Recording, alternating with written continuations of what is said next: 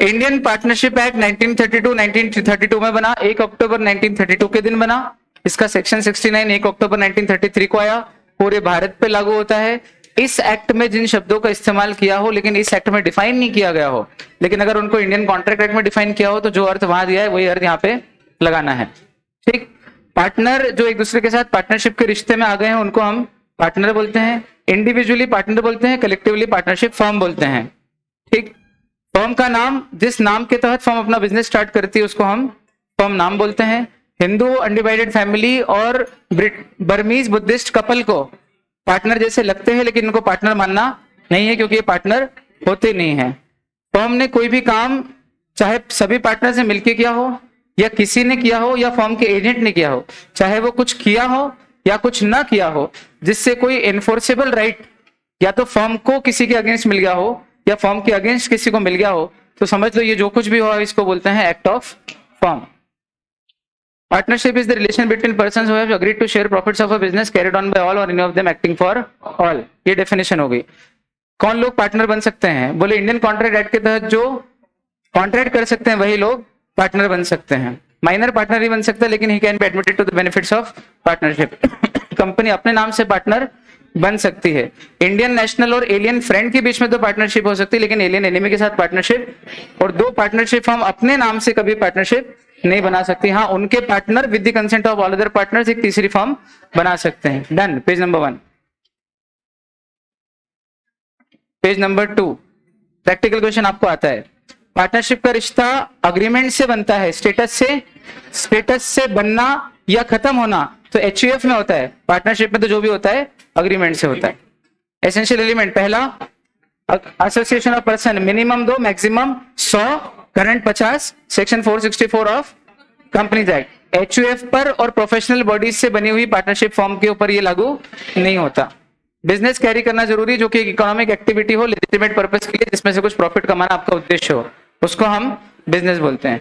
Agreement के अलावा partnership किसी और तरीके से बनती नहीं जब तक कि दो पार्टीज अग्री नहीं होती, चाहे वो अग्रीमेंट एक्सप्रेस हो या इम्प्लाइड हो। एक्सप्रेस में भी चाहे रिटन हो या ओरल हो, बनेगी तो अग्रीमेंट से। किसी भी पार्टनरशिप फॉर्म में प्रॉफिट का शेयरिंग एसेंशियल एलिमेंट है। ये जरूरी नहीं कि लॉस भी शेयर हो, लेकिन अगर कुछ नहीं लिखा हो तो profit sharing implies loss sharing also. Profit partners decide करेंगे क्या रेशो होगा, कुछ नहीं डिसाइड करते हैं तो PSR shell be equal. Loss partner decide करेंगे कितना होगा, कुछ भी डिसाइड नहीं करते हैं तो loss sharing ratio shall be equal to profit sharing ratio. बहुत बढ़िया।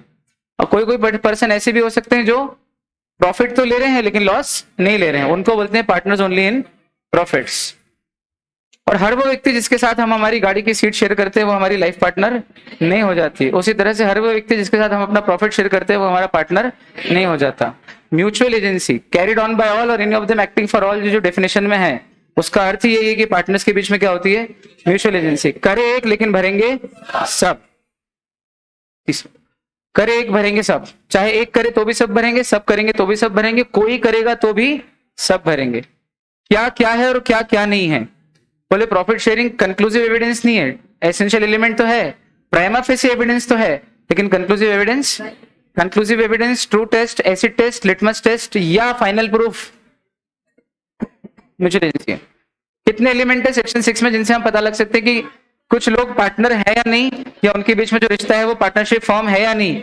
ये डिटरमाइन करने के लिए हमको किसको regard shall be had to, regard shall be had to real relationship as shown by the relevant factor. और वो क्या है, पहला अग्रीमेंट, दूसरा profit sharing of a business और तीसरा कैरिड ऑन। और इन तीनों में भी mutual agency is the true test. आगे बढ़ो। Sharing of profit conclusive evidence नहीं। Case law Cox versus Hickman क्या बोलता है, आप अपने क्रेडिटर्स के साथ पैसा भले ही शेयर करो लेकिन वो आपका पार्टनर नहीं बन जाता। बढ़िया। कौन कौन लोग पार्टनरशिप से बाहर हैं, बोले ज्वाइंट ओनर या को ओनर जो प्रॉपर्टी का बेनिफिट शेयर करते हैं लेकिन कुछ ऐसा प्रोफेशनली बिजनेस नहीं चलाते, अथवा चलाते भी हो लेकिन म्यूचुअल एजेंसी नहीं हो स्पेसिफिकली, तो फिर वो पार्टनर नहीं होते। ठीक।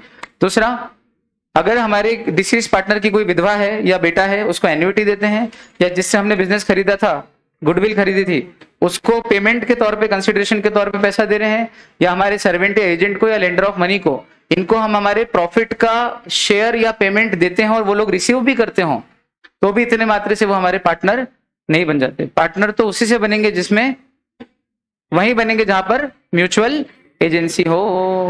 बोलो आया।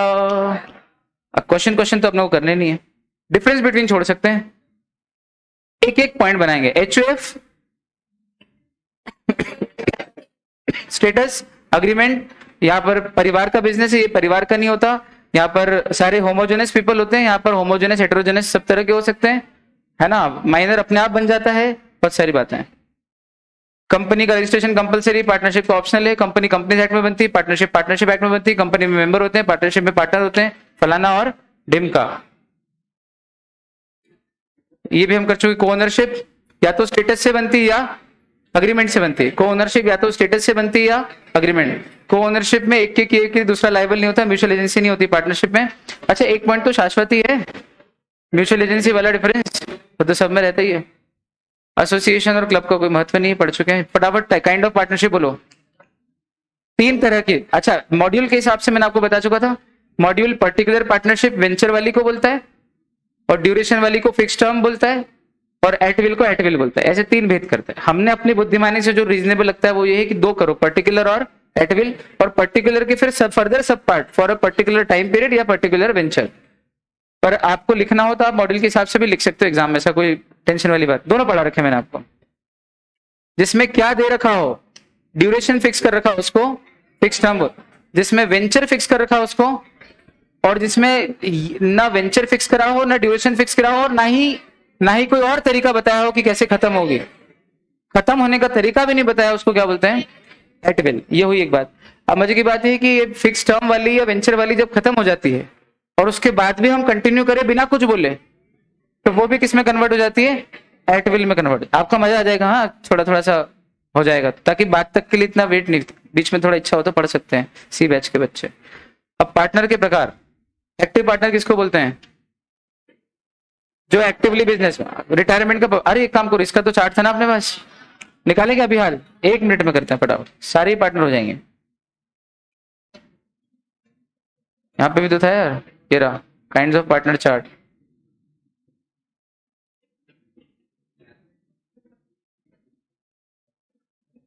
आपके बैच में भेजा था कि मैंने चार्ट, चलो फटाफट से।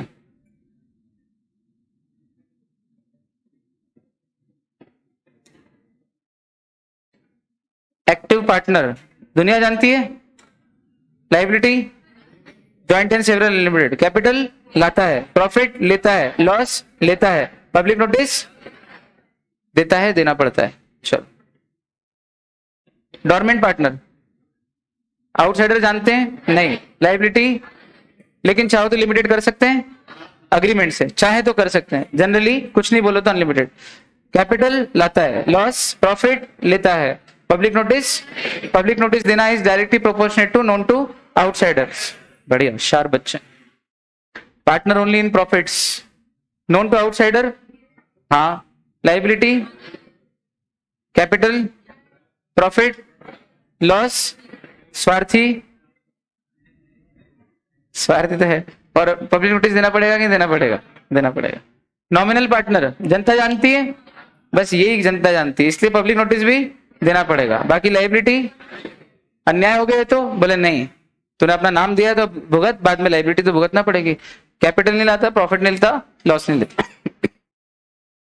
सब पार्टनर जनता नहीं जानती, क्यों, क्योंकि पार्टनर ही नहीं होता। पब्लिक नोटिस देना एप्लीकेबल ही नहीं, क्योंकि पार्टनर ही नहीं था। Liability 0, no liability. कैपिटल नहीं, प्रॉफिट नहीं, लॉस नहीं, फर्म का प्रॉफिट नहीं लेता, पार्टनर का शेयर जरूर लेता है, इस अपेक्षा से बोल सकते थे यस। स्टॉपेल वाला पार्टनर झूठ बोलता है कि मैं पार्टनर हूं, जबकि वो होता। होल्ड आउट का अर्थ शो ऑफ करना, प्रदर्शन करना, फ्रेजल वर्ब है, हाँ, जिसका अर्थ होता है अपने आप को वो बताना जो आप नहीं हो।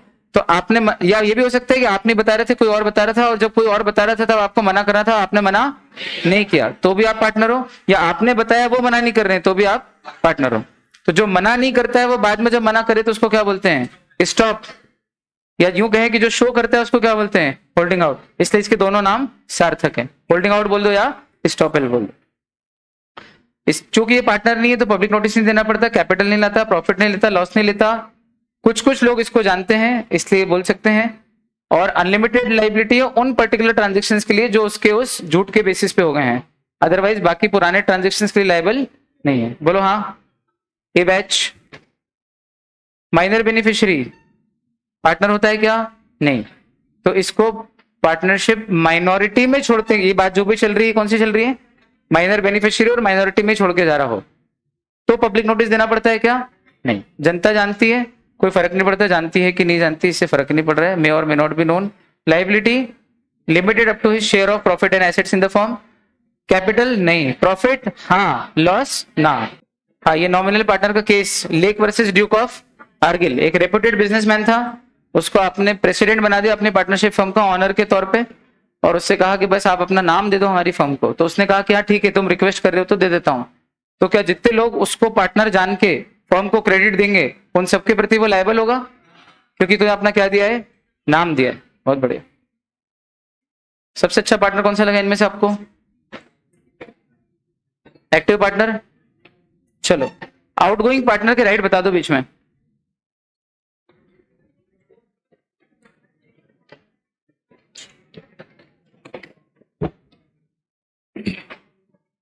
ध्रुव सुहाने, प्रतीक सोलंकी, हरि वाधवानी, रितिका खेड़े, निशांत पांचाल, श्रेयांश सोनी, सबको प्रणाम बेटा। Good afternoon. आउटगोइंग पार्टनर जब फर्म से बाहर निकलता है सेक्शन 36, तो जाते जाते तो जाने के बाद अपनी ही फर्म के साथ क्या कर सकता है? कॉम्पिटिंग बिजनेस कर सकता है। नाक की सीधे में कर सकता है, माथे पे चढ़ के कर सकता है, क्योंकि डीड में कुछ नहीं लिखा और कोई अग्रीमेंट भी नहीं हुआ है। तो जाने के बाद तो कर ही सकता है, इसमें कोई प्रॉब्लम नहीं। लेकिन अगर रीड में लिखा हो या जाते जाते अलग से एक अग्रीमेंट हो गया हो तो फिर वो नहीं कर सकता। और उसमें भी अगर लिमिट रिस्ट्रिक्ट करोगे आप तो एब्सोल्युटली नहीं मना नहीं कर सकते उसको। या तो एक टाइम लिमिट के लिए रोकोगे, या एक ज्योग्राफिकल लिमिट के लिए रोकोगे, लोकल एरिया के लिमिट के लिए, या दोनों का कॉम्बिनेशन भी हो सकता है। लेकिन आप अनरीजनेबल लिमिट नहीं लगा सकते और एब्सोल्युटली नहीं रोक सकते। लिमिट लगा सकते हैं कि लगा सकते हैं, पर वो लिमिट भी कैसी हो? रीजनेबल हो। और अगर लिमिट नहीं लगा रहे हो और एब्सोल्युटली कर रहे हो तो बोले वो तो कर ही नहीं सकते। अच्छा मजे की बात, ये सब छोड़ो, कॉम्पिटिंग बिजनेस कर सकता है ना? तो फिर कॉम्पिटिंग बिजनेस करते समय भी 3 चीजों का ध्यान रखना है कि फर्म का नाम यूज नहीं करेगा, अपने आप को फर्म का पार्टनर नहीं बताएगा, और फर्म के कस्टमर्स को अट्रैक्ट नहीं करेगा डायरेक्टली पर्सनली। ऐड करेगा लेकिन काट काट के ले जाते हैं जो कस्टमर्स, काट के हमारे आ जाओ, वैसा सॉलिसिटेशन नहीं करेगा। ठीक। अच्छा, अब आउटगोइंग पार्टनर जब रिटायर होता है तो क्या उसी दिन उसका सारा रिवैल्यूएशन करके उसका हिस्सा उसको दे देना चाहिए? और अगर ऐसा हिस्सा देने में देर हो जाए तो जितने दिन का डिले हो उतने दिन तक का ब्याज देना पड़ेगा उसको, आपको 6% पर एनम के हिसाब से, या फिर उतने दिन में फर्म जो कमाती है प्रॉफिट, उस प्रॉफिट का शेयर उसको देना पड़ेगा attributable to his share in the firm which is being used, यानी कि कैपिटल रेशो। बराबर। और मजे की बात, अगर कोई पार्टनर मर गया हो तो फिर ये हिस्सा किसको दोगे? उसके रिप्रेजेंटेटिव को दोगे। ठीक, आ जाएगा, चिंता।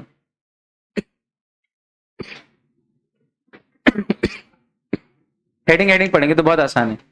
पार्टनर की ड्यूटीज क्या है पार्टनरशिप फॉर्म में? पहली कुछ जनरल ड्यूटीज हैं, क्या कि उसको फर्म के भले के लिए काम करना है, ग्रेटेस्ट कॉमन एडवांटेज। दूसरा, एक दूसरे के प्रति विश्वास पात्र रहना है, विश्वासघात नहीं करना। और तीसरा, सारे हिसाब किताब और सारी जानकारियां, पूरी सच्ची जानकारी एक दूसरे को देनी है, कुछ भी छुपाना नहीं है। मेरे हिसाब से जो लोग शादी करने वाले हैं उनको पार्टनरशिप एक्ट पढ़ाना चाहिए। क्या बोलते हो? सबसे इंपॉर्टेंट है to be just and faithful to each other. समझ रहे हो? फिर true account and full information of everything affecting the partnership business, कि पहले कौन था, अभी क्या चल रहा है जीवन में, सबकी जानकारी। समझ रहे हो बात को? और ट्रू अकाउंट देना है कि कब कितने निकाले जेब से बिना बताए, वो पूरा अकाउंट भी। समझ रहे? कितनी बढ़िया जिंदगी हो जाए आदमी की, झगड़ी खत्म हो जाए।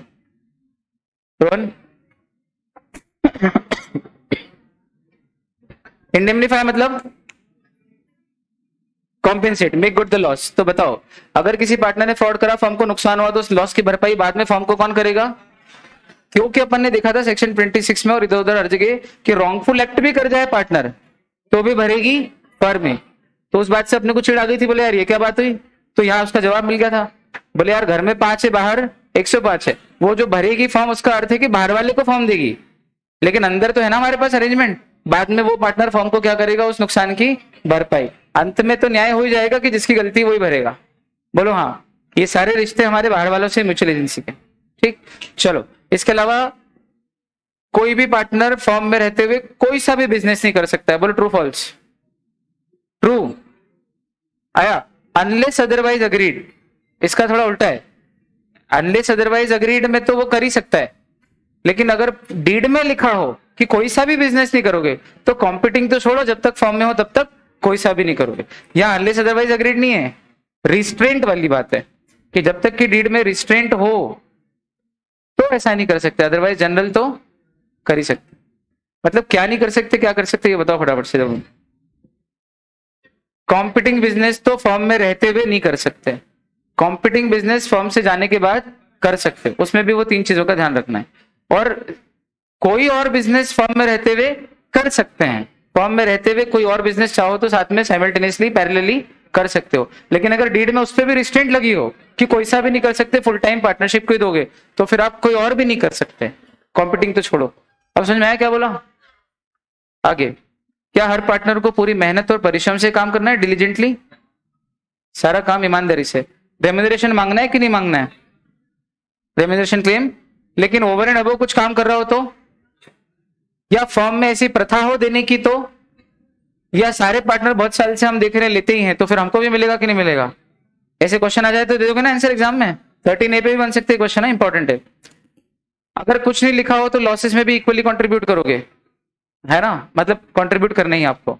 अगर आपने जानबूझ के लापरवाही की हो, विलफुल नेग्लेक्ट, और उससे फर्म को कोई नुकसान हुआ, रॉन्गफुल एक्ट नहीं, लापरवाही की, टैक्स बना था टाइम से नहीं भरा, पेनल्टी लग गई, तो वो 5,000 फर्म देगी, बाद में आप फर्म को मेक गुड द लॉस करोगे। और पर्सनल प्रॉफिट नहीं कमाने नहीं कमाने, तो कमाओ तो फर्म को हिसाब देना है, प्रॉफिट भले ही खुद रख लो, हिसाब भी देना है और प्रॉफिट भी फर्म को ही देना है।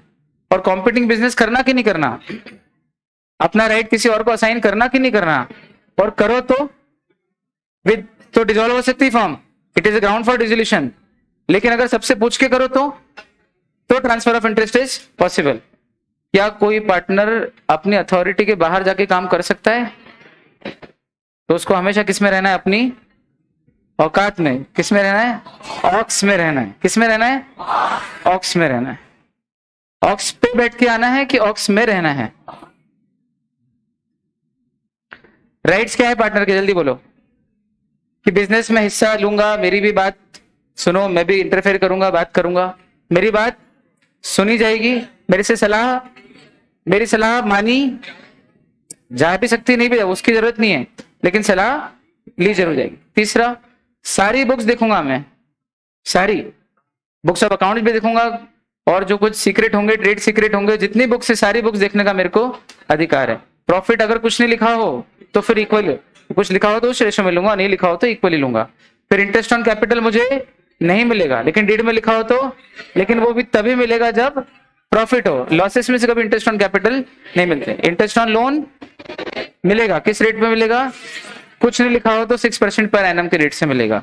अगर मैंने अपनी जेब से कुछ खर्चा कर दिया है फर्म को लॉस से बचाने के लिए, जो एक ऑर्डिनरी प्रूडेंस का आदमी सिमिलर सिचुएशन में अगर होता तो यही करता, तो क्या वो खर्चा जो मैंने अपनी जेब से कर दिया फर्म के लिए, बाद में फर्म मुझे इंडेमनिफाई करेगी उसके लिए? कभी कभी फर्म को मैं इंडेमनिफाई करता हूं, कभी कभी फर्म मुझे इंडेमनिफाई करती है, डिपेंड करता है कि किसने किसको बचाया या किसने किसके लिए काम किया। बहुत बढ़िया। क्या फर्म की प्रॉपर्टी का यूज कर सकता हूं मैं खुद के पर्सनल यूज के लिए? Exclusively for the purpose of the business of the firm, उसमें आप मुझे रोक, क्या मैं फर्म का एजेंट हूं, ये भी मेरा अधिकार है कि मैं कुछ भी करके आऊं फर्म चुकाएगी, और फर्म चुकाएगी मतलब हम तीनों ही चुकाएंगे, करूं मैं, भरेंगे सब। ये नहीं होगा कि अब इससे लो, भरेंगे सब।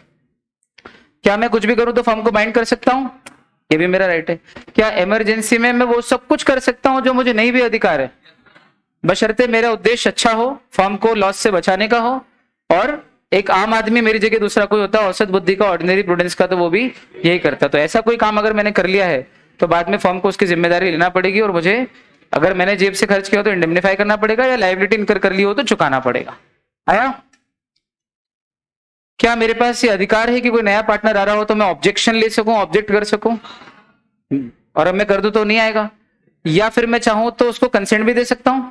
तो कंसेंट और ऑब्जेक्ट करने का पावर हर पार्टनर को है या नहीं? कब कब? या तो एडमिशन के टाइम पे ऑफ अ पार्टनर, या माइनर के बेनिफिशियरी के तौर पे एडमिशन के टाइम पे। रिटायरमेंट जब चाहे तब ले सकता हूं, या तो एट विल हो तो नोटिस देके, एट विल में तो नोटिस दिया बाकी सबको हो गया, और अगर पर्टिकुलर है तो बोले या तो सबकी कंसेंट से, या अगर डीड में कोई प्रोविजन लिखा हो कि इतने दिन पहले नोटिस देके जा सकते हो तो in accordance with the agreement और डीड। आसान, बोलो हाँ। मुझे एक्सपेल ना किया जाए क्या ये मेरा राइट है एज ए पार्टनर? बोलो हाँ। लेकिन इसकी भी एक्सेप्शन है, फलाना ढिमका ढिमका हो और ढिमका में जो लिमका ठिमका ठिमका फिमका जो हो, समझ गए ना, तो अपन करेंगे आगे। और कॉम्पिटिंग बिजनेस कर सकता हूं कि नहीं कर सकता हूं? राइट है, बाहर आने के बाद मैं चाहूँ तो कॉम्पिटिंग बिजनेस कर सकता हूं, subject to contract between the partners. Subsequent profit मांग सकता हूं कि नहीं मांग सकता हूं? ये दोनों ही राइट हम पहले पढ़ चुके हैं सेक्शन 36 और 37 में। पार्टनर की अथॉरिटी कितने प्रकार की होती है? इम्प्लाइड और एक्सप्रेस। इम्प्लाइड अथॉरिटी उसे कहते हैं जो ये वो काम है जो आप बिना अथॉरिटी एक्सप्रेसली डीड में नहीं भी लिखी हो और आपकी बातचीत नहीं भी हुई ओरली भी, तो भी कोई पार्टनर बिना पूछे भी कर सकता है और उसके लिए पूरी की पूरी फर्म क्या होगी? लायबल होगी, बशर्ते 3 कंडीशन फुलफिल करी हो कि आपने जो काम किया हो वो फर्म के नॉर्मल बिजनेस से रिलेटेड हो, यूजुअल वे में किया हो और फर्म के नाम से किया हो with the intention to bind the firm. आया समझ में? ये 3 कंडीशन हो। और एक्सप्रेस अथॉरिटी जिसको बोलते हैं जो आपको नवाजा गया हो, कन्फेयर की गई हो, दी गई हो एक्सप्रेसली, या तो डीड में, और डीड नहीं हो तो ओरली अग्रीमेंट से दी गई हो, या पार्टनर ने अपनी डिसीजन मेकिंग करके आपस में मेजोरिटी से काम सौंपा हो कि ले तू कर सकता है। तो जो बोल के या लिख के दिया जाए पावर, वो पावर एक्सप्रेस अथॉरिटी। और जो बिना बोले भी हर पार्टनर को अपने आप होता है, अंडरस्टूड है, वो होती है इम्प्लाइड अथॉरिटी। इम्प्लाइड अथॉरिटी के 3 पॉइंट कौन से थे? जिससे फॉर्म बाइंड हो बाद में, फिर नॉर्मल बिजनेस होना चाहिए, यूजुअल वे में होना चाहिए और फॉर्म के नाम से। अब कुछ ऐसी इम्प्लाइड अथॉरिटी थी जिनको लॉ ने पहले से एक ट्रेडिंग फॉर्म के लिए इम्प्लाइड अथॉरिटी मान रखा है, और कुछ ऐसी है जिनको ट्रेडिंग फॉर्म के लिए लॉ ने पहले से ही इम्प्लाइड अथॉरिटी के बाहर मान रखा है। ठीक, तो 2-4 के नाम बोलो। इम्प्लाइड में जो आते हैं 19(1), sell the goods of the firm, purchase the goods of the firm, borrow money, pledge. क्यों बनाया क्या अपन ने एक्रोनिम, निमोनिक? हाँ क्या, जल्दी बोलना बेटा। PSR, ABP, हाँ, और D। हाँ, तो PSR, ABP और D। ABP न्यूज है, प्रॉफिट शेयरिंग रेशो है, और D कंपनी है देश में। D कंपनी यानी दाऊद की कंपनी। उसके बारे में हमने ABP न्यूज पे ये देखा कि दाऊद भी जो है प्रॉफिट शेयर करता है अपने पार्टनर्स के साथ। ऐसा याद करने के लिए बनाते हैं अपन ऐसे निमोनिक। तो देख लो आप, P से परचेज, S से सेल, और R से ये हो गया PSR, ABP और D हो गया PSR ABP D। अभी इन लोगों के साथ खेल नहीं करा ये वाला, अपन लोग तो करते हैं, इनके साथ भी करेंगे बाद में। हाँ, और आउटसाइड इम्प्लाइड अथॉरिटी का क्या बनाया था अपन ने? नहीं बनाया था इसका? हाँ, तो इसका मत बनाओ फिर, टाइम नहीं है, बाद में देखेंगे, इसका अभी टाइम नहीं है। आर्बिट्रेशन में ले जाना, आर्बिट्रेशन मालूम है ना सबको? पूरा एक्ट की अब ये 1.25 महीना लगा क्यों, 1.5 महीना भी पढ़ने में, आपको मालूम है करा क्या है जो लगा है टाइम? तो आर्बिट्रेशन में लेके जाना फर्म के डिस्प्यूट को, बैंक अकाउंट अपने नाम से खुलाना फर्म के लिए, कोई क्लेम कोर्ट में ऑलरेडी लगा हुआ हो उसको कॉम्प्रोमाइज करना, या तो पूरा या पार्टली, या कोई सूट फाइल कर रखी उसको विड्रॉ करना, या कोर्ट में जाके बोल देना अकेले कि हाँ साहब हमारी गलती है, एडमिट एनी लाइबिलिटी, या इमूवेबल प्रॉपर्टी अक्वायर करना, या इमूवेबल प्रॉपर्टी या फर्म के बिहाफ पे पार्टनरशिप में एंटर करना। ये सारे काम कैसे हैं? Outside implied authority.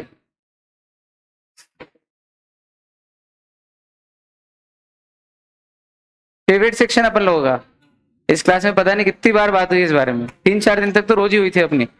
Implied authority क्या हो सकती है, जल्दी बोलो। इम्प्लाइड अथॉरिटी एक्सटेंड हो सकती है और इम्प्लाइड अथॉरिटी रिस्ट्रिक्ट भी हो सकती है। बोलो हाँ। रिस्ट्रिक्ट होगी तो छोटी हो जाएगी, हल्की हो जाएगी तो ऊपर चली जाएगी। बोलो हाँ। और अगर इधर बढ़ा दी तो, समझ गए थे ना? हाँ, तो एक्सटेंड हो जाए कोई दिक्कत नहीं। रिस्ट्रिक्शन करा हो अगर इम्प्लाइड अथॉरिटी में तो थर्ड पार्टी को इससे कोई फर्क नहीं पड़ता अगर उस थर्ड पार्टी को नहीं मालूम है तो। हाँ, लेकिन अगर थर्ड पार्टी को मालूम हो कि ऐसी कोई रिस्ट्रिक्शन थी तो फिर थर्ड पार्टी वो पैसा नहीं मांग पाएगी कि आपने उस पार्टनर से ट्रांजेक्शन ही क्यों किया जब उस पार्टनर को राइट नहीं था तो। ठीक, और या फिर थर्ड पार्टी ये नहीं जानती थी कि वो पार्टनर है तो भी फिर थर्ड पार्टी पे ये इम्प्लाइड अथॉरिटी की रिस्ट्रिक्शन क्या हो जाएगी, इफेक्टिव हो जाएगी। अदरवाइज तो थर्ड पार्टी को इससे कोई फर्क नहीं पड़ता कि आपने क्या रिस्ट्रिक्शन लगाई। बोलो याद है? इमरजेंसी में पार्टनर वो सब कुछ कर सकता है जो ordinary man of ordinary prudence कर सकता है और बाद में फॉर्म चुकाएगी वो। बढ़िया। लाइबिलिटीज पढ़ने की जरूरत नहीं है, बोलो भाई।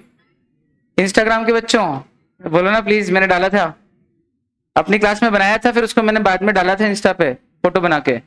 अनफुलफिल्ड ड्यूटीज बिकम लाइबिलिटीज डाला था। आप लाइक भी क्या, कुछ बच्चे प्यारे हैं हमारे, थैंक यू, गॉड ब्लेस। हाँ कुछ अच्छे बच्चे। हाँ अब बोलूं क्या, मुंह से बोलूं क्या? डायरेक्टली बोलूं अच्छा लगता है। हाँ तो भाई लाइबिलिटीज कौन सी हैं कि भाई अगर आपने जनरल ड्यूटीज नहीं निभाई तो आपको उन चीजों का पैसा फिर फर्म को चुकाना पड़ेगा। नुकसान करा हो, फ्रॉड करा हो, रॉन्गफुल एक्ट की हो, देना पड़ेगा। लॉसेस इक्वली शेयर करना पड़ेंगे, कुछ नहीं लिखा हो तो विलफुल नेग्लेक्ट चुकाना पड़ेगा।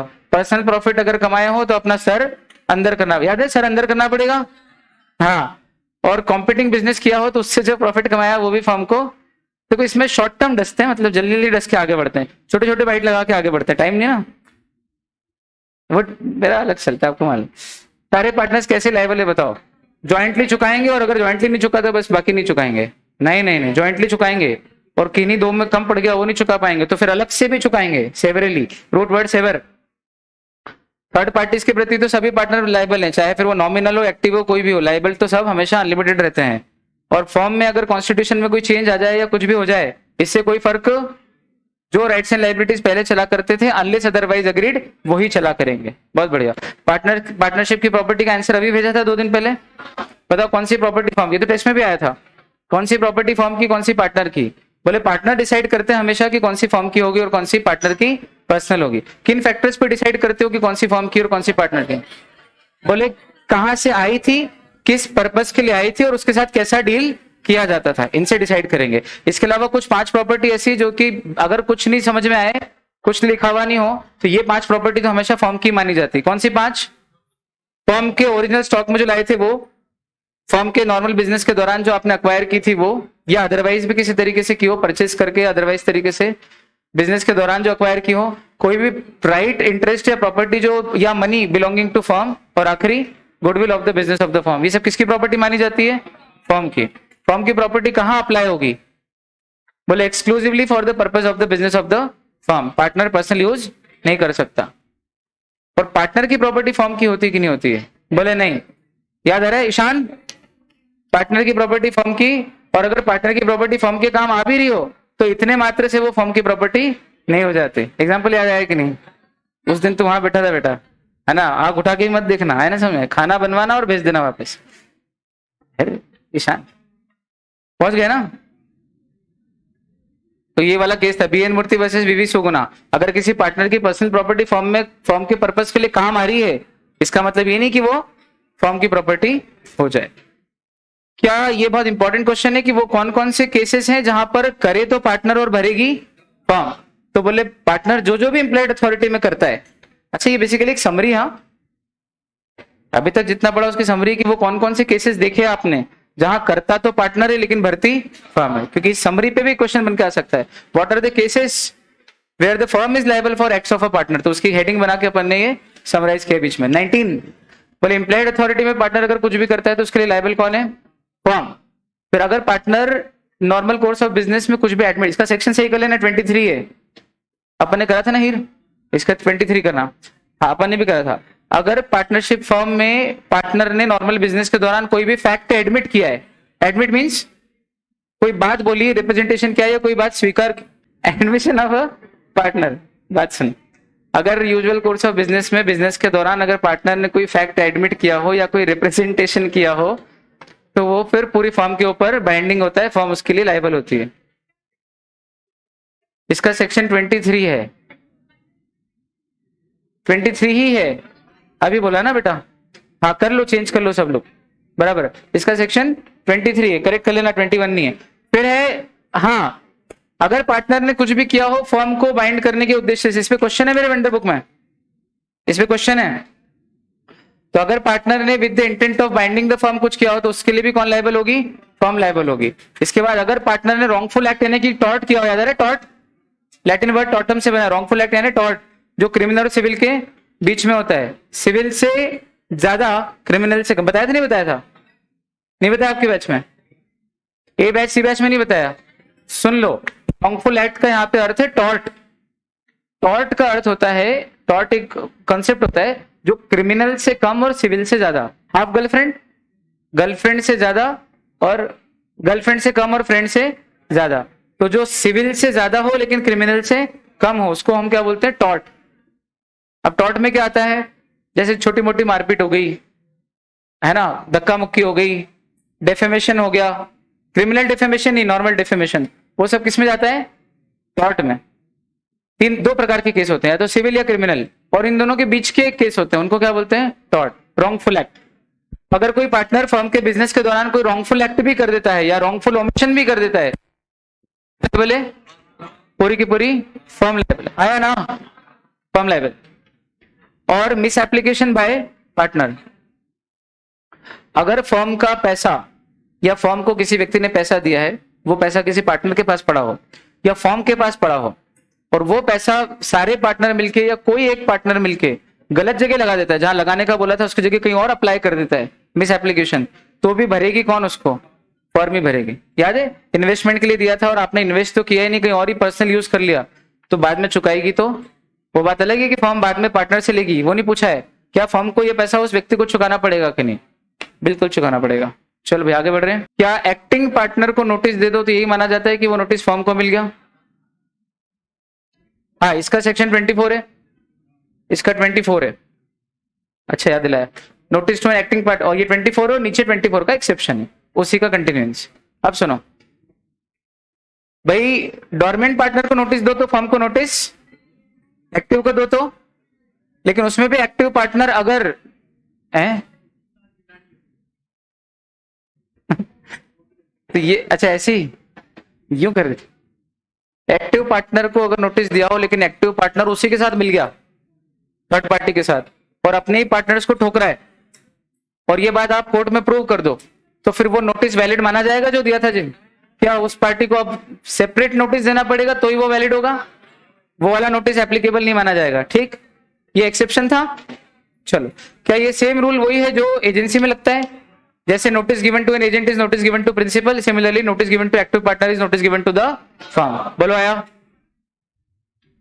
तो ये बढ़िया यार, अगर ऐसा हर चैप्टर के बाद 1 या 2 दिन का रिवीजन हो जाए तो साला फाड़ के रख दोगे आप तो। AC बैच तुमसे बात करो, अपन तो क्रैश बंद कर। क्या बोलते हो? जरूरत ही नहीं फिर तो कुछ करने की, दुनिया में तहलका मचा देंगे। माइनर के राइट्स लायबिलिटीज बताओ फटाफट से, जल्दी बोलो। प्रॉफिट में और प्रॉपर्टी में हिस्सा लेगा, बुक्स ऑफ अकाउंट्स इंस्पेक्ट करेगा, कॉपी करेगा, और कोई बुक नहीं देखेगा। सूट फाइल कर सकता है अगर धोखा हो रहा हो तो, लेकिन रिश्ता तोड़ना पड़ेगा फर्म से, और 6 महीने तक का ऑप्शन रहेगा मेजर होने के बाद, या जिस दिन उसको पता लगा हो कि मैं पार्टनर हूं तब से 6 महीने तक कि मुझे फर्म में रहना है या रहना नहीं रहना, दोनों का क्या देना पड़ेगा? नहीं रहना तो देना ही देना है, रहने का देना जरूरी है क्या? देना तो है, नहीं दो तो फिर हम क्या मानेंगे? और किस दिन से मानेंगे? 6 महीने पूरे होते अगले दिन से हम ये मान लेंगे that he has deemed to have chosen to become a partner. Done, बढ़िया। लाइबिलिटीज क्या है माइनर की? बोले मेजर होने के पहले पहले उसकी लाइबिलिटी कन्फाइंड यानी लिमिटेड रहती है up to his share in the assets of the firm, लेकिन तब भी माइनर पर्सनली या उसकी प्राइवेट एस्टेट लाइबल। अच्छा, अपने पास इंटरप्रिटेशन है, ये जो आपको आता है वो दूसरों को भी आता है, लेकिन आप में और दूसरों में क्या अंतर है आप जानते हो। मालूम है आपको क्या कर रहे हैं यहाँ पे अपन? हाँ, ये सब उनको भी आएगा, पूरी दुनिया को आएगा, मतलब कोई अच्छा मैंने बनाया क्या लॉ? तो इतना रटा हुआ तो उनको भी, आपको भी, उनको भी एग्जांपल दिया था उनके टीचर ने, आपको भी दिया है, उनको भी बहुत झुमा दिया, आप भी झूम गए, लेकिन क्या एक्स्ट्रा है ना? प्रो मैक्स 3 कैमरे तो दोनों में है, लेकिन प्रो और प्रो मैक्स में क्या अंतर है आप जानते हो? बोलो हाँ, बस। चलो दूसरा, तीसरा, माइनर को कभी भी इंसॉल्वेंट डिक्लेयर नहीं कर सकते। इतना हो गया। मेजर होने के बाद क्या होगा? 6 महीने का टाइम मिलेगा, 6 महीने में डिसाइड करेगा, कुछ नहीं डिसाइड करेगा तो पार्टनर बनेगा, और जिस दिन पार्टनर बनेगा उस दिन उसकी लाइबिलिटी पुरानी वाली भी सारी और आगे भी सारी क्या हो जाएगी? अनलिमिटेड। लाइबल तो पहले भी था, आज भी है, बस वो अनलिमिटेड की जगह वो टर्न होकर, लिमिटेड की जगह टर्न होकर अनलिमिटेड हो जाएगी, और पूरी रेट्रोस्पेक्टिव इफेक्ट से उसकी सारी लाइबिलिटीज क्या हो जाएगी?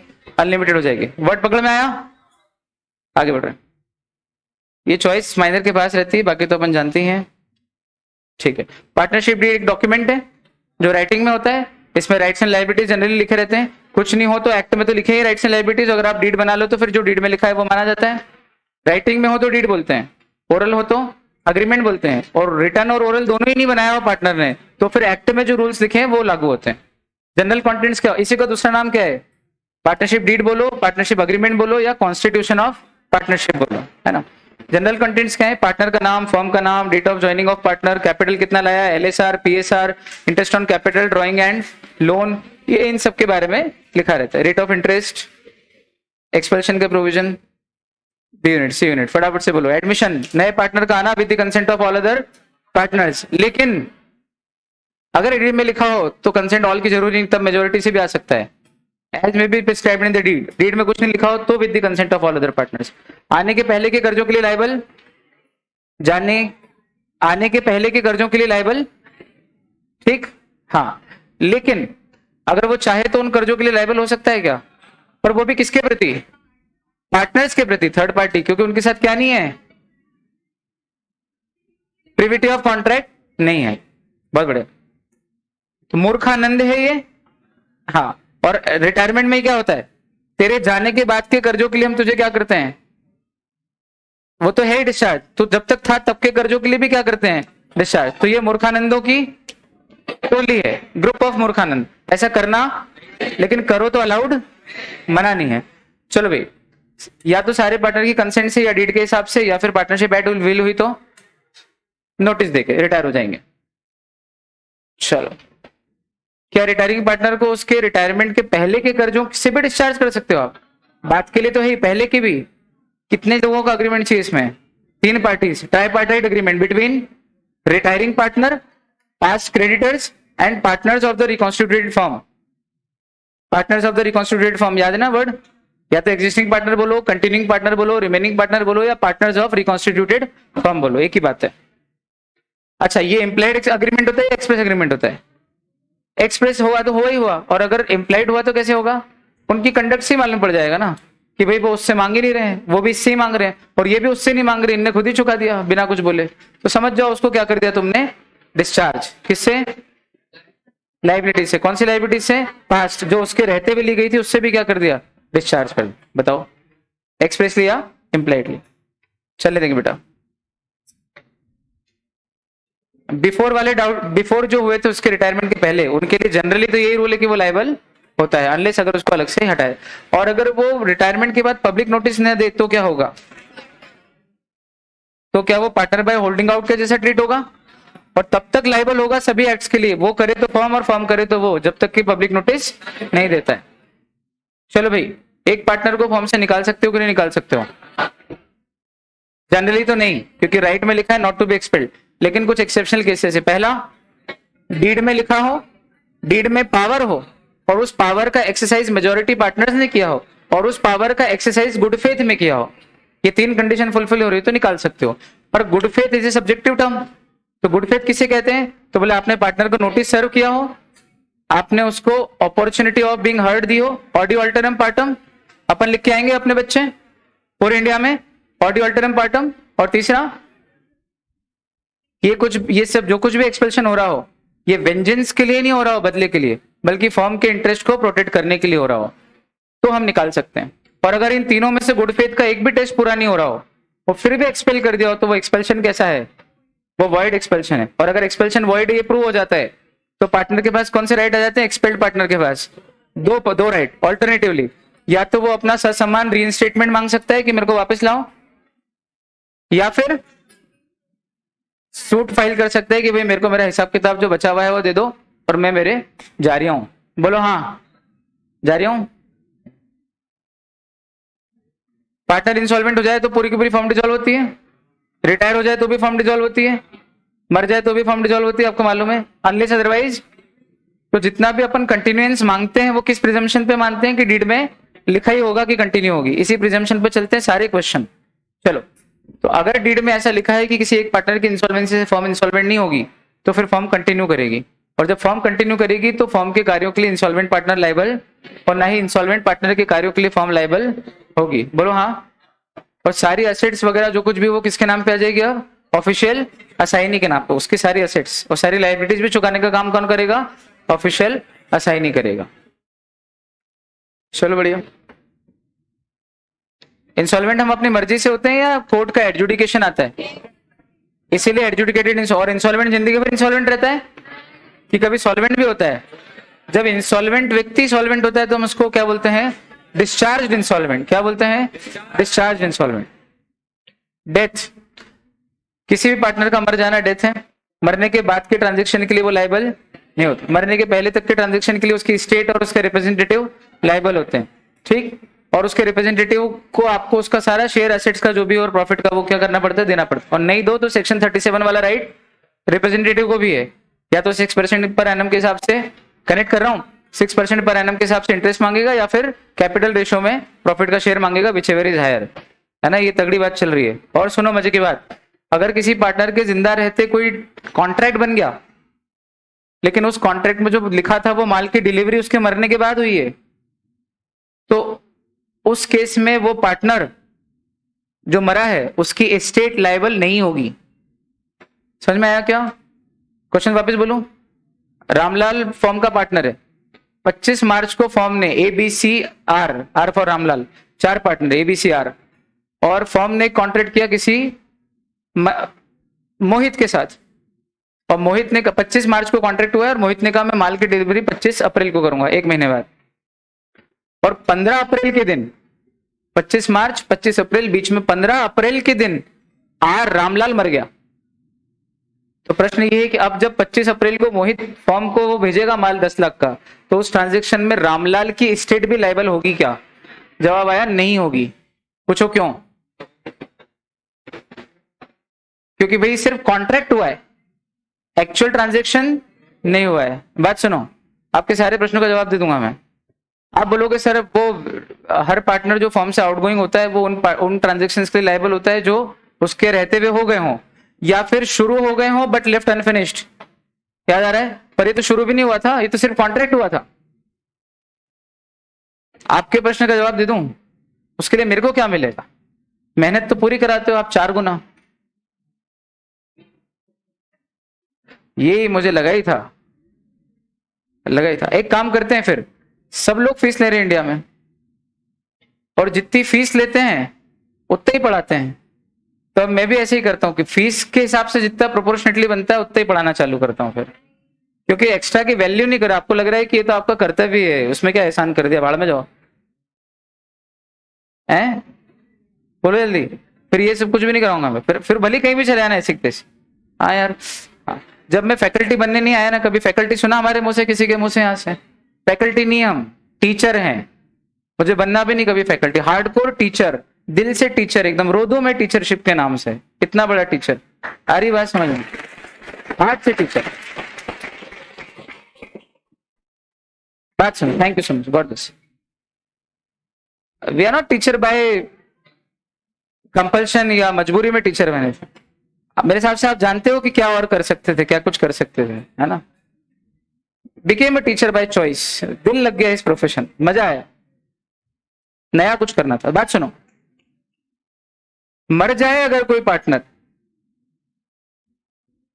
तो रिवैल्यूएशन होता है। बताओ किस दिन उसको पैसा लेने का अधिकार है उसके रिप्रेजेंटेटिव को? मान लो 15 अप्रैल को आर मरा, तो आर का बेटा किस तारीख को हिसाब मांग सकता है कि कर दो पिताजी का हिसाब? 15 की शाम को ही मांग सकता है, 16 को मांग सकता है? बोलो हाँ। कि रिवैल्यू कर दो और दे दो।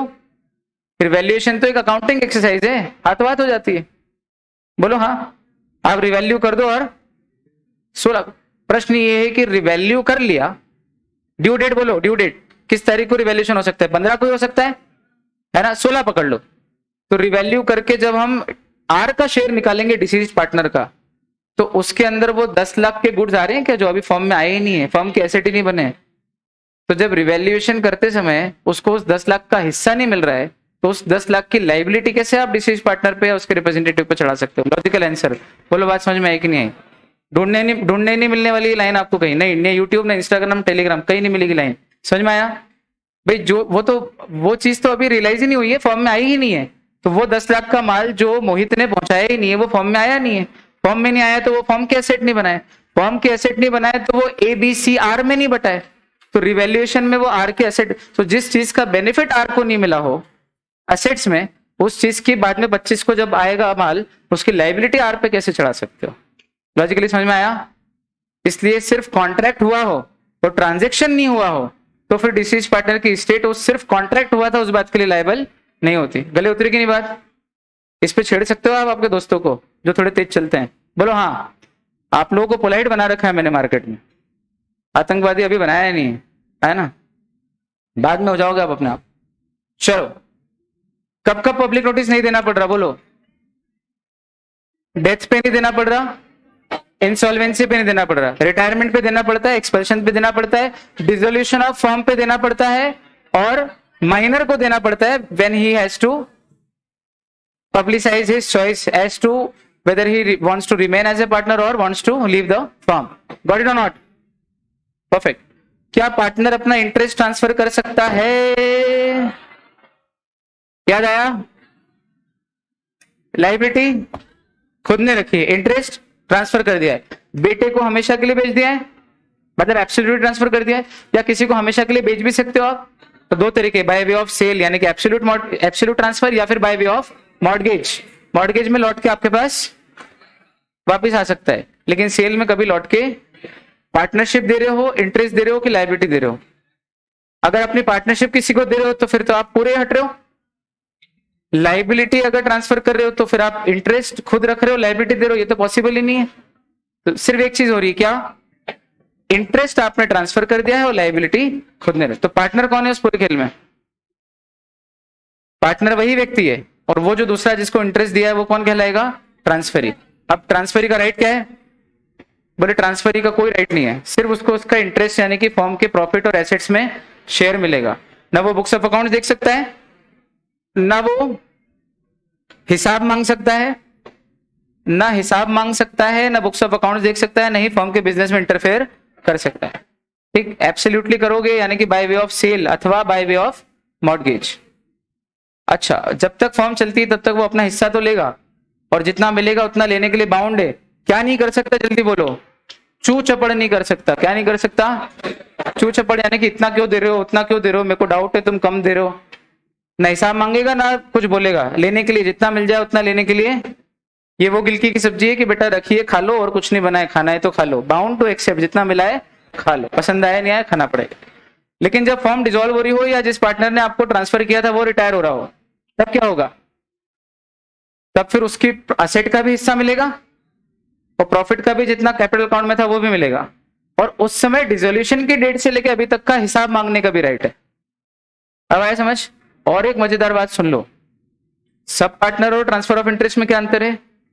सब पार्टनर पार्टनर का पार्टनर होता है, प्रॉफिट का भी सिर्फ एक हिस्सा लेता है, जबकि ट्रांसफर ही प्रॉफिट भी पूरा लेता है, एसेट्स भी पूरी लेता है।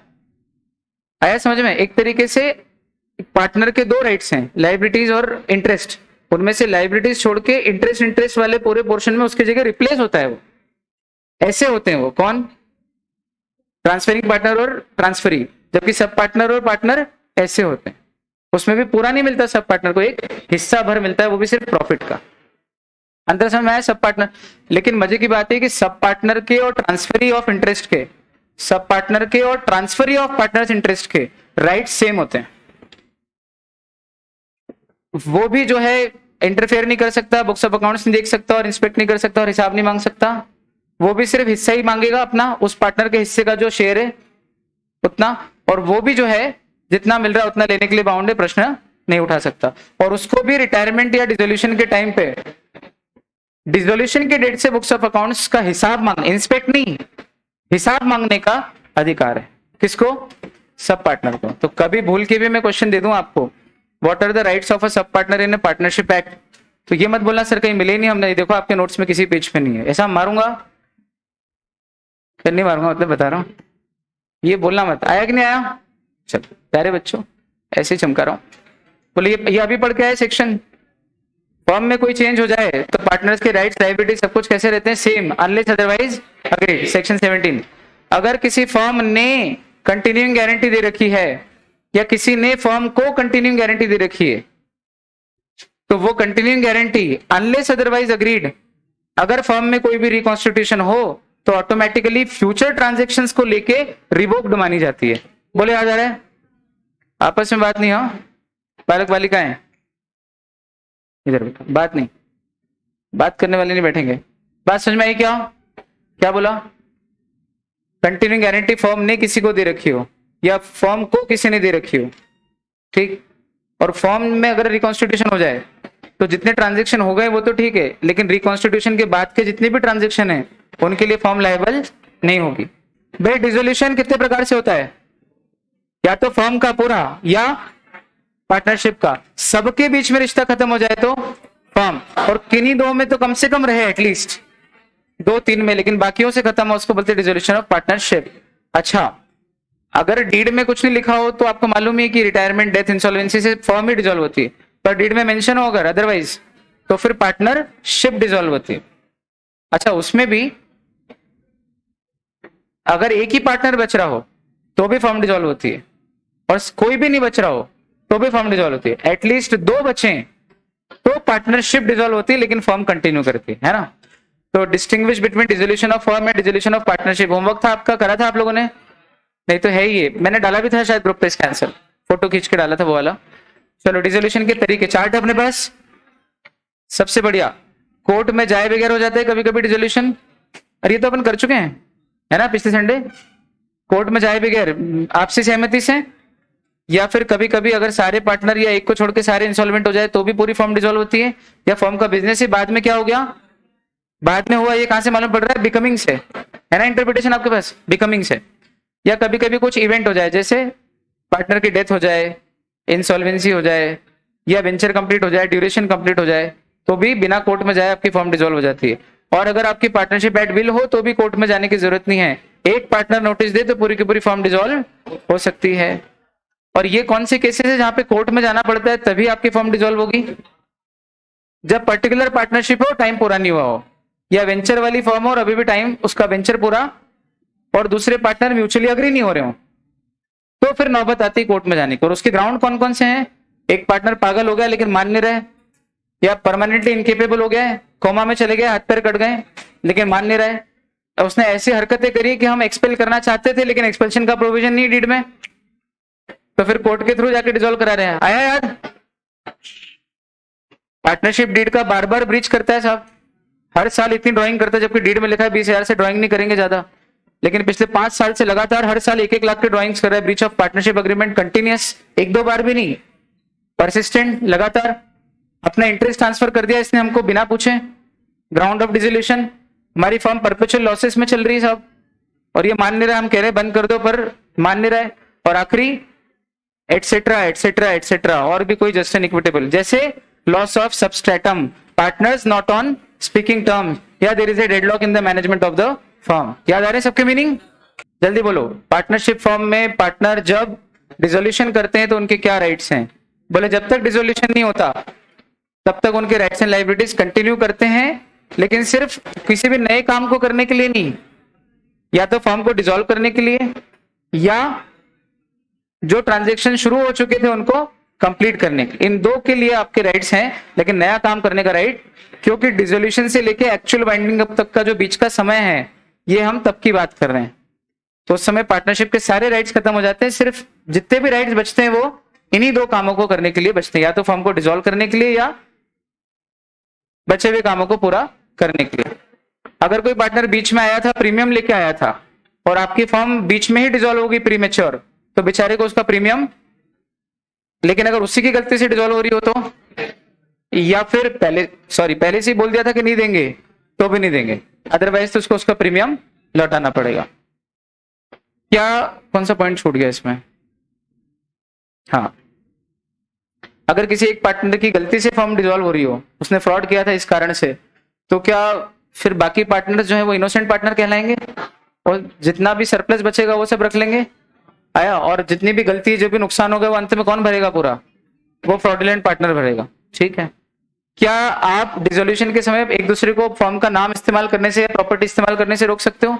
लेकिन अगर किसी पार्टनर ने खरीद ली हो प्रॉपर्टी तो, या गुडविल खरीद ली हो तो कर सकता है, अदरवाइज जब तक पूरा डिसोल्यूशन फाइनली नहीं हो जाता वाइंडिंग अप, तब तक कोई पार्टनर प्रॉपर्टी या फर्म का नाम इस्तेमाल नहीं कर सकता, और अगर करे तो दूसरे पार्टनर को राइट है कि उसको रोक ले।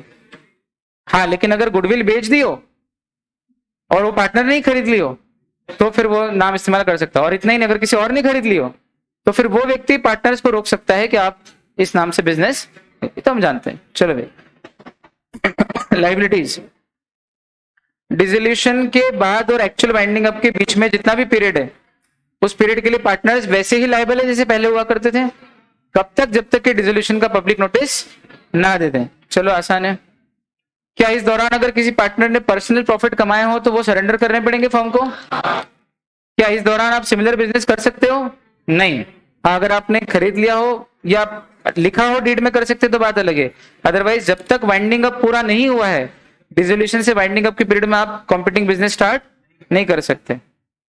और फर्म के जो पैसे हैं वो कैसे यूज किए जाएंगे? सेक्शन 46 49, फर्म का पैसे से पहले फर्म के क्रेडिटर्स को पैसा दिया जाएगा, उनको चुकाने के बाद पार्टनर के लोन चुकाए जाएंगे, वो चुकाने के बाद पार्टनर को उसकी कैपिटल दी जाएगी, और फिर भी कुछ बच जाएगा तो वो प्रॉफिट ऑन रियलाइजेशन बांट दिया जाएगा। बोलो हाँ। और फर्म की प्रॉपर्टी से फर्म के कर्ज चुकेंगे, और पार्टनर की प्रॉपर्टी से या तो पार्टनर को दे देंगे तू चुका ले, या वो बोलेगा तुम ही चुका दो, तो पार्टनर की प्रॉपर्टी से पार्टनर के पर्सनल डेट चुकाएंगे और बचा हुआ उसको दे देंगे। सेटलमेंट ऑफ अकाउंट कैसे होता है जल्दी बोलो। सबसे पहले गुडविल कैसे बिकती है? बोले फर्म की सारी एसेट के साथ इकट्ठी बिक जाती है, या फिर अलग से भी बेच सकते हो, जैसे भी आप चाहो। अच्छा, लॉसेस किससे पे करते हैं अगर लॉस हो रहे हो तो? Loss on dissolution. तो सबसे पहले मतलब सारी एसेट बेच दी, लाइबिलिटीज चुका दी, फिर भी लाइबिलिटीज बच गई, वो वाले लॉस की बात चल रही है। अब क्या करेंगे? पार्टनर के प्रॉफिट से चुकाएंगे, फिर भी कम पड़ जाए तो पार्टनर की कैपिटल से चुकाएंगे, फिर भी कम पड़ जाए तो पार्टनर पर्सनली लाएंगे अपनी पर्सनल एसेट बेच बेच के in their profit sharing ratio. उसी तरह से एसेट्स का क्या होगा? ये तो अभी बताया था, पहले फर्म के कर्ज चुकेंगे, फिर कैपिटल चुकेगी, फिर लोन चुकेगा पार्टनर का, फिर कैपिटल चुकेगी, और अंत में बच गया तो टीएसआर में बांट। अच्छा, किसी पार्टनर की इंसॉल्वेंसी हो जाए, गार्नर वर्सेस मरे, सिर्फ 2 पॉइंट बनते हैं इसमें, बाकी तो कहानी है। सबसे पहले अगर फर्म डिसॉल्व हो रही है, फर्म ने सब कुछ चुका दिया, पार्टनर को उसकी कैपिटल लौटाने वाली फर्म अब पार्टनर को कैपिटल लौटा रही है, लेकिन कैपिटल लौटाने के लिए पैसा नहीं है, तो गार्नर वर्सेस मरे का रूल क्या बोलता है? बोले पार्टनर जितनी भी डेफिशिएंसी ऑफ कैपिटल है वो फर्म को लाके देंगे in their profit sharing ratio, और उसमें अगर कोई पार्टनर इंसॉल्वेंट हो जाए तो इंसॉल्वेंट पार्टनर का जो रेशो है वो लास्ट अग्रीड कैपिटल, यानी कि जितनी जो भी लास्ट कैपिटल रिवैल्यूड कैपिटल है, उस रेशो में जो सॉल्वेंट पार्टनर्स हैं वो बेयर करेंगे। बोलो हाँ। अपन ने इसका बहुत प्यारा एग्जांपल लिया था, बिल्कुल वो बना के फिगर्स लेके और पूरा एबीसी करके। चलो, रजिस्ट्रेशन कंपलसरी ऑप्शनल है? रजिस्ट्रेशन कराना ऑप्शनल है, लेकिन करा लेना चाहिए या नहीं कराना चाहिए? कराने के फायदे क्या हैं? पार्टनर्स, हाँ, क्योंकि नहीं कराने के क्या है नुकसान? बोलो सेक्शन 69 के नुकसान बोल दो फटाफट से। क्या 3 नहीं कर सकते? पार्टनर्स एक दूसरे को सू नहीं कर सकते कॉन्ट्रैक्ट या दूसरी चीजों को लेकर, सिविल सूट। दूसरा, थर्ड पार्टी हमको सू कर लेगी। और तीसरा, सेट ऑफ क्लेम, ये तो नुकसान है। लेकिन क्रिमिनल केस हो या ट्रेडमार्क का इन्फ्रिंजमेंट वगैरह कुछ दूसरे केसेस हो, वो सिर्फ कॉन्ट्रैक्ट से अराइज होने वाले राइट के जो केसेस बनते हैं वो हम नहीं कर सकते। बहुत बढ़िया। तो एडवाइस क्या दी जाती है, कराना चाहिए कि नहीं कराना चाहिए? और रजिस्ट्रेशन के लिए डीड बनाना कंपलसरी है कि नहीं है? मतलब अनरजिस्टर्ड फॉर्म की डीड हो सकती है, अनरजिस्टर्ड फॉर्म की डीड हो सकती है। हाँ, रजिस्टर्ड फॉर्म की होती ही है, अनरजिस्टर्ड फॉर्म है और डीड भी नहीं है, चलेगा। लेकिन रजिस्टर्ड फॉर्म है और डीड नहीं है, ये चलेगा, ये पॉसिबल। सारे कॉम्बिनेशन हो गए। प्रोसीजर क्या है रजिस्ट्रेशन का? कभी भी करा सकते हैं, या तो जब बना रहे हो तभी, या लाइफ टाइम में कभी जब मर्जी आए तब करा लो। अप्लाई कहाँ करोगे आप? आरओएफ को। कौन सा आरओएफ? जो आपके एरिया में एप्लीकेबल है, आपके ऊपर लगता है, उसके पास जो भी प्रिस्क्राइब फॉर्म है वो भर के दे दो, फीस जितनी है उतनी दे दो। उस फॉर्म में क्या क्या कंटेंट भरोगे आप? फॉर्म का नाम, पार्टनर का नाम, किस डेट को ज्वाइन हुआ, फलाना ढिमका, सारी डिटेल भर के दे दो उसको। नाम कैसा होना चाहिए? अश्लील, अनडिजायरेबल, क्राउन वगैरह ऐसे नाम नहीं आने चाहिए उस जमाने के हिसाब से, आज तो चलते हैं। अंत में उस कागज को साइन मत करो आप, नहीं तो आप फंस जाओगे। क्या करना पड़ेगी? साइन करना पड़ेगी, साइन करके दे दो। आरओएफ जेंट्स है वो सेटिस्फाई हो जाता है बहुत जल्दी। जैसे वो सेटिस्फाई हो जाएगा कि भाई जितनी चीजें लिखी है वो सब जो है लॉ में जो बातें लिखी वो सारी आपने कंडीशन फुलफिल कर दी है, तो बेचारा क्या दे देगा आपको? Certificate of registration. बहुत जल्दी जल्दी में मैंने एक सटल जोक मारा, समझ में आया कि नहीं सार्काज़म? गुड। बाकी हीर जानती मेरी बात हुई थी, वो बोली थी अपनी बात हुई थी भैया, ऐसे सेटिस्फाई करना बहुत मुश्किल। 91 पे नहीं हो रही, 93 पे नहीं हो रही, 94 पे नहीं हो रही सेटिस्फाइड, बताओ यार। हमारा बच्चा 40% पे तो झूम झूम के नाच रहा है, कितनी जल्दी सेटिस्फाइड हो जाता है बेचारा। हाँ, कुछ कुछ तो 94 पे भी रोते रहते हैं। हाँ, इफेक्टिव डेट ऑफ रजिस्ट्रेशन कौन सी होती है ये बताओ। कि भाई जिस दिन सारे डॉक्यूमेंट पेश करते हैं उस दिन रजिस्टर मानी जाती है, जिस दिन नाम रजिस्टर में एंटर होता है उस दिन रजिस्टर मानी जाती है। देखो यार, थोड़ी मेहनत मैं कर रहा हूं, माना कि अब आप थोड़े से थक गए हो, लेकिन प्लीज 2 मिनट की बात है। हाँ सब बच्चे ध्यान सुनना। कॉन्सिक्वेंस, अगर आपने पार्टनरशिप फॉर्म को रजिस्टर नहीं करा तो उसके क्या कॉन्सिक्वेंस है, सेक्शन 69 अभी पढ़ा था। अच्छा, कुछ ऐसे ऐसे पॉइंट्स हैं क्या जो अनरजिस्टर्ड होने के बावजूद भी जिन पे फर्क नहीं पड़ता, वो राइट तो है ही है। जैसे 100 रुपए तक का केस लगाना या 100 रुपए तक का सेट ऑफ क्लेम करना, वो तो अनरजिस्टर्ड फॉर्म भी कर सकती है। फिर डिसोल्यूशन के लिए अगर सूट फाइल कर रहे हो या सेटलमेंट ऑफ डिसॉल्व फॉर्म के अकाउंट या प्रॉपर्टी रियलाइज करना हो, तो डिसोल्यूशन से रिलेटेड तो कोई भी केस कर सकती है, इवन अनरजिस्टर्ड फॉर्म भी केस कर सकती है। फिर थर्ड पार्टी तो फॉर्म को सू कर ही रही है। ऑफिशियल असाइनी या रिसीवर जो कोर्ट ने अपॉइंट किया है उसको भी पावर रहता ही है, अनरजिस्टर्ड फॉर्म के बिहाफ पे भी वो क्या कर सकता है, जिससे पैसा लेना उसको सू कर सकता है। और कॉन्ट्रैक्ट से जो राइट अराइज होते हैं उनके अलावा अदरवाइज, यानी उनके अलावा जो दूसरे राइट हैं उनके लिए भी आप केस कर सकते हो। जैसे पार्टनर ने चुराया हो या थर्ड पार्टी ने चोरी की हो कुछ, या कोई इंफ्रिंजमेंट ऑफ ट्रेडमार्क हुआ हो, तो फिर उनके लिए भी आप केस कर सकते हो फटाफट से। ये 4 केसेस। हाँ, इसके अलावा फर्म में कोई भी चेंज हो तो आपको आरओसी को क्या, आरओएफ को क्या करना पड़ता है, नोटिफाई। क्या चेंज, जल्दी बोलो। फर्म का नाम या प्लेस बदली, माइनर आया जो भी चॉइस की उसने, फर्म में admission, retirement, dissolution, transfer of interest कुछ भी हुआ हो, डेथ, इंसॉल्वेंसी, पार्टनर ने अपना नाम या एड्रेस बदला हो, या कोई नई ब्रांच खोली या बंद की हो, आपको आरओएफ को प्रिस्क्राइब फॉर्म में, प्रिस्क्राइब टाइम में, प्रिस्क्राइब फीस के साथ नोटिफाई करना है, इंटीमेट करना है। जो भी ऑल्टरेशन है वो आपको बताना पड़ेगा, और आरओएफ क्या कर लेगा, एंट्री कर लेगा, पुराना फॉर्म भी रखा रहेगा, नया फॉर्म भी ऐड कर देगा। अगर झूठी बात बोलो आरओएफ के साथ तो क्या होगा, पेनल्टी कितने रुपए की, प्रिस्क्राइब्ड अमाउंट की, जेल हो सकती है कितने महीने की, 3 महीने तक की, या दोनों का कॉम्बिनेशन भी हो सकता है। रजिस्टर्ड फॉर्म हो तो पब्लिक नोटिस कैसे देंगे, कब कब देना पड़ता है ये बता दो। रिटायरमेंट, एक्सपेल्शन, डिसोल्यूशन, माइनर का ऑप्शन कैसे देंगे, बोले अगर रजिस्टर्ड फॉर्म है तो 3 जगह जाएगा, एक आरओएफ को, एक ऑफिशियल गैजेट में सरकार के वहां जाके छपेगा, और एक वर्नैक्युलर न्यूज़पेपर में। और अगर अनरजिस्टर्ड फॉर्म है तो ऑफिशियल गैजेट और वर्नैक्युलर न्यूज़पेपर में, आरओएफ को कॉपी भेजने की जरूरत नहीं है। और आखिरी बात, अगर पब्लिक नोटिस ऊपर दिए गए तरीके से ना दिया जाए तो भी ये, भले आपने दिया है लेकिन ऊपर दिए हुए तरीके से नहीं दिया है, तो भी ये माना जाएगा कि वो नहीं दिया, और नहीं दिया है तो पार्टनर अभी भी क्या होंगे, लायबल होंगे, होल्डिंग आउट पार्टनर की तरह ट्रीट होंगे। डन।